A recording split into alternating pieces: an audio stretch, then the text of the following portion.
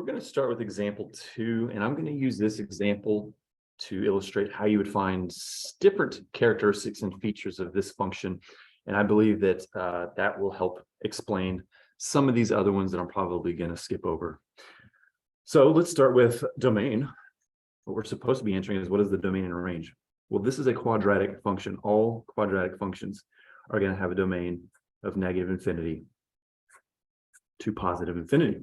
Range, well, we don't know. We're going to have to figure out what is the maximum and minimum value.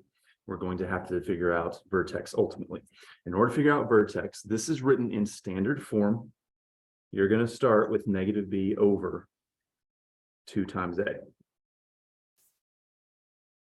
And in the event that you don't know how to label a, b, and c properly, I will go ahead and tell you how to do that. So our a value is 1. Your b value is -4. Your c value is 3. So I just simply took the numbers in front of the x's. So x squared, that's in front of that, there's a 1. That's our a value. In front of x, -4, that's our b value. And then this last one that doesn't have an x with it at all, that is going to be your c value. Okay, so negative b or opposite b. So 4 over 2 times a.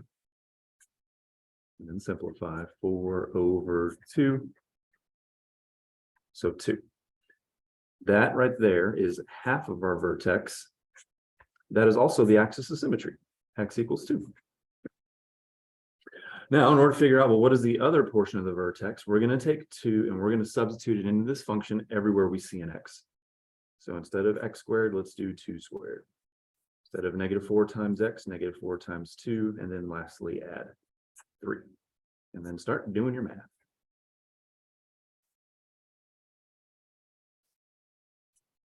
So when x is -2, when x is 2, y is -1, we now know the vertex. Now we can determine what our range is. Looking in front of this equation, this function, notice that in front of x squared, it's positive. There's no negative sign, it's positive. So this graph is opening up, going towards positive infinity. So we're going to start with our minimum value, -1. And then from there, we will open up all the way to positive infinity. And that would be your range. Now, looking at example 3, let's take a look at example 3. They want you to determine the axis of symmetry, find the vertex and y-intercept of that function. Axis of symmetry. Vertex. Y-intercept. And I'm going to add something to this. I think this is important. We're also going to find the zeros.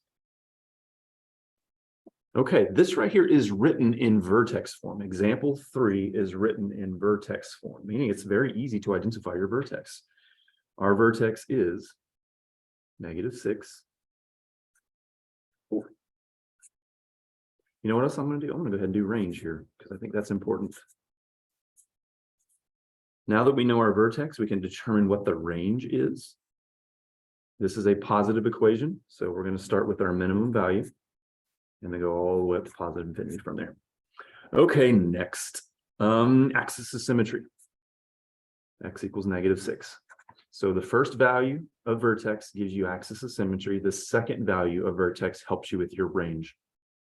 Y-intercept. Spoiler, it is not 4. This is vertex form, not standard form. So everywhere you see an X, plug in a 0.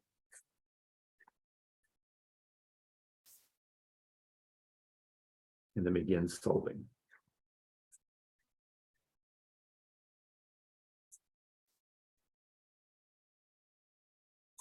Our y-intercept is 40 as an ordered pair, 0, 40. And now we're going to find the zeros of this function. So let me write down the equation again. X plus 6 squared plus 4 equals 0. This one, the easiest way to solve would be the square root method. So do your order of operations backwards.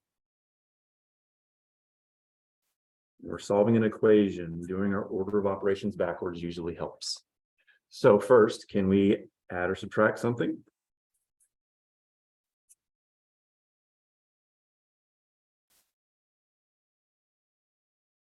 Next, can we multiply or divide something? No. Do we have an exponent we need to get rid of? Yes. So square root both sides.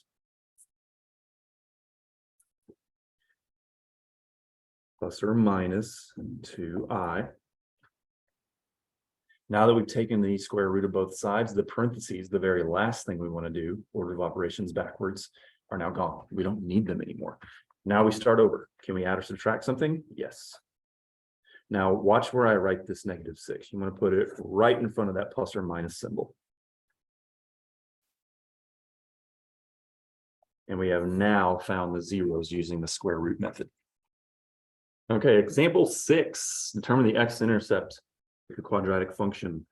Set it equal to 0, although that's really not that important in this case, but that's what you're supposed to do. It looks like we could solve this one by factoring. 1 times -32. Here are the factors of 32 that subtract to get 4. This would need to be positive, that would need to be negative. Now, since our leading coefficient is 1, we can go ahead and plug these right into factored form.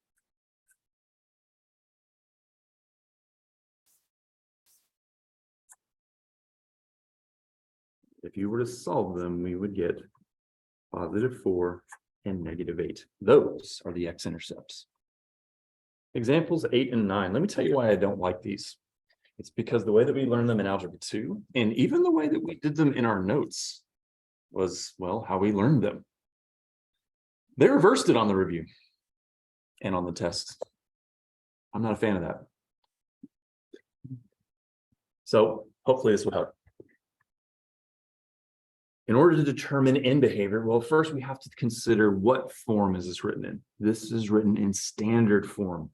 Therefore, do not add exponents.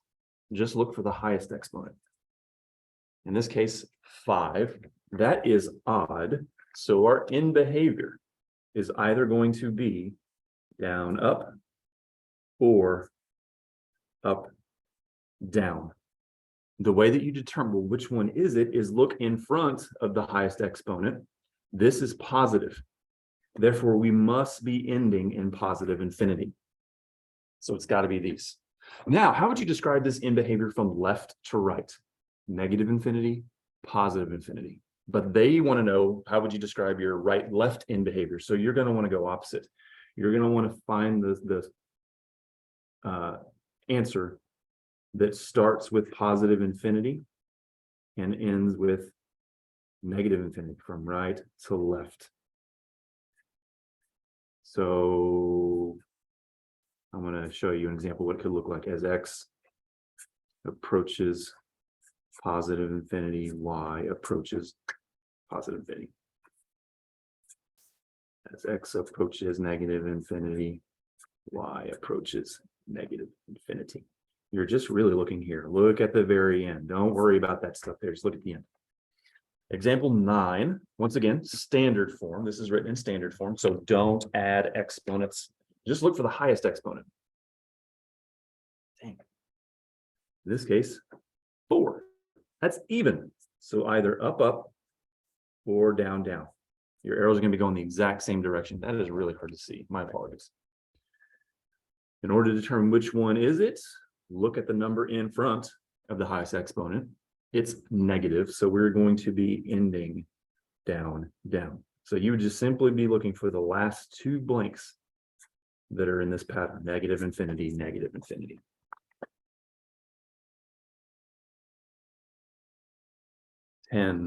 X cubed minus 2x squared minus 36x plus 72.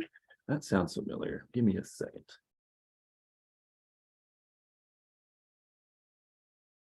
Close. Okay. Example 10. What do they want us to do? Find all the real zeros of the polynomial function. Let's group. Always see if you can group these first. Out of this group, we could factor out an x squared. Out of this group, you could factor out a negative 36.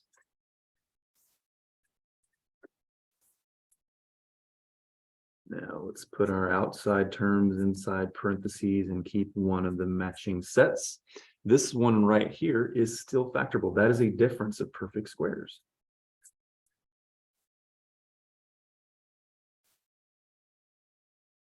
Okay, now we are fully factored.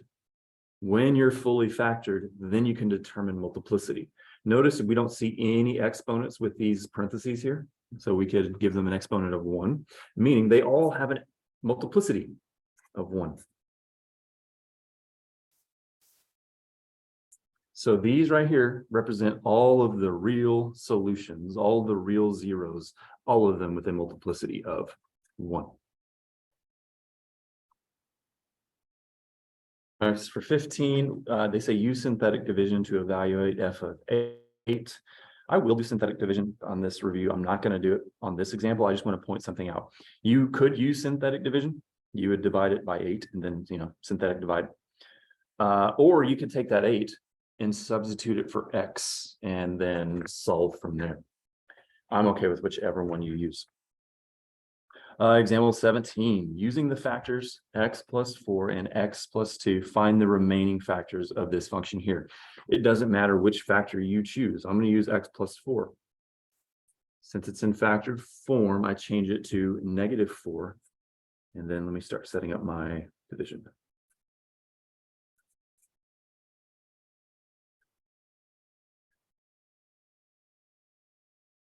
Okay, whatever the first coefficient is, bring it down, don't change it. Now we multiply. Combine. Multiply. Combine. Multiply. Hey, no remainder. Those cancel one another out. Now let's bring down our variables and just decrease by 1 exponent. So we have x squared plus 5x plus 6. Well, in order to find the other factor, we now have to take this result and, well, factor it. What are the factors of 6 that add, not subtract, add to get 5? So 2 and 3. Since our leading coefficient is 1, we can go ahead and plug them into factored form.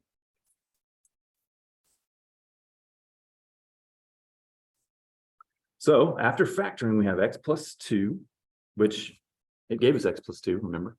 We have x plus 3. Hey, we found the missing factor, the remaining factor. And then, of course, we used x plus 4 to help us with this problem. For example, 18 and 19, that is what we did day 5 or day 4. Well, I can't even remember. That's what we did last class. So feel free to view the video if you don't remember how to do examples 18, 19, also example 20. And I'll just do that one real quick because it's not nearly as complicated as it sounds. Complex conjugate of -2 minus 7i is -2 plus the square root of 7i. Just notice that the sign in front of the imaginary just flips. That's it. That's all you gotta do.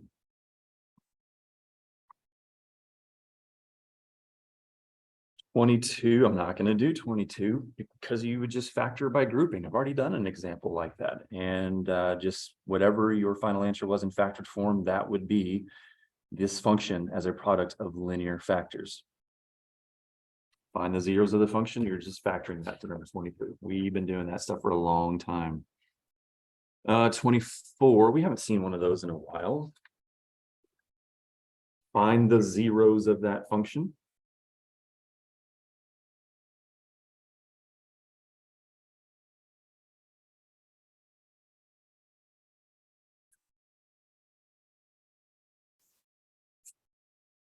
For example, 24, that is a difference of perfect squares. I simply took the square root of 81x squared. The square root of 81x squared is 9x. I then took the square root of 49. The square root of 49 is 7. You would then set each of these equal to 0 and solve, meaning we would get 7/9 and -7/9. We have now found the zeros. 26, which way does that graph open?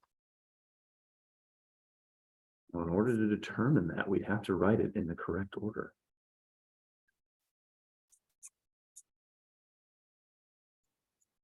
Looks like it's going to open down. That's a negative in front. So this one's going to open down. How about 29? Given that negative 6i is a root, determine all the roots of that function. Let's not use an imaginary root to solve this problem. Meaning don't use synthetic division here.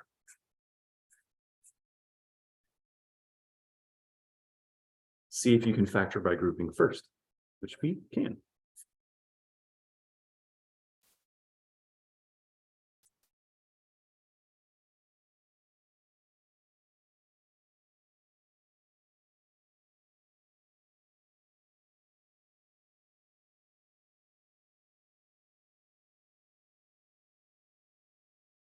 Okay, so this one, x equals 2.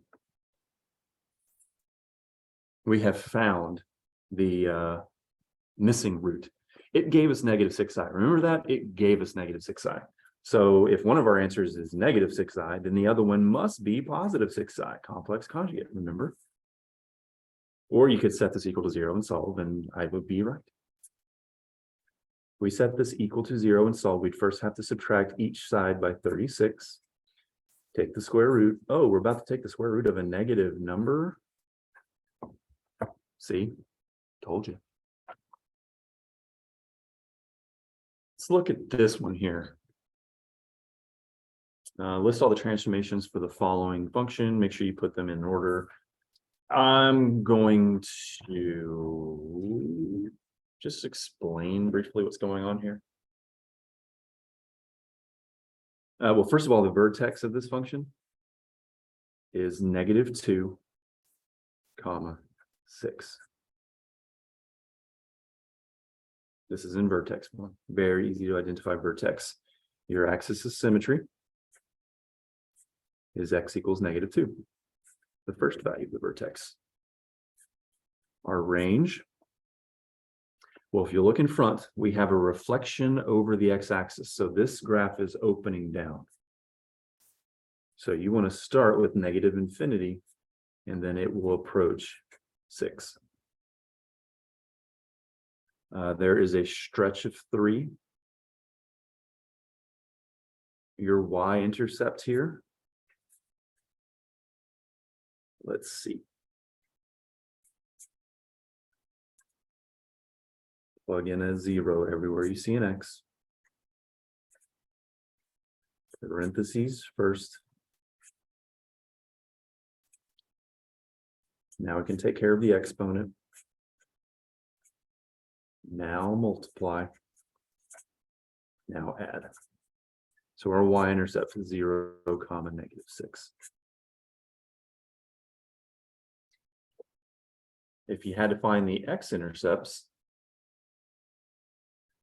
we're going to set this equation equal to 0.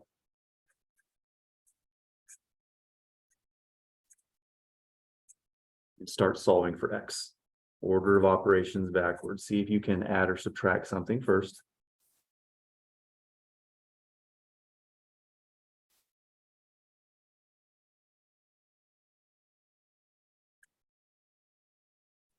Next, see if you can multiply or divide something.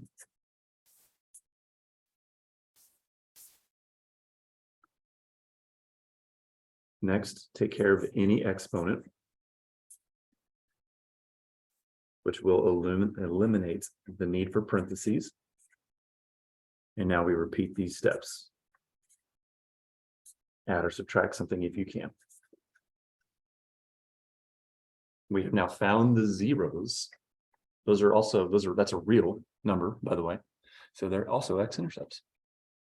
Okay, let's end this review by doing example 57. If x minus 5 is a factor of that function, then b must equal what? Well, since x minus 5 is a factor, if we set it equal to 0 and solve, we would get 5. That is an x-intercept. So when x is 5, y is going to be 0. Now I'm going to write this function down.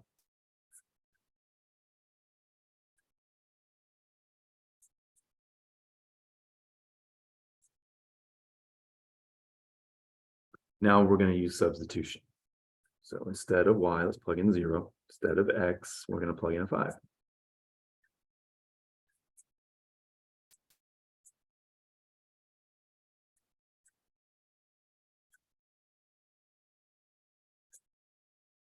B times 5 is 5B.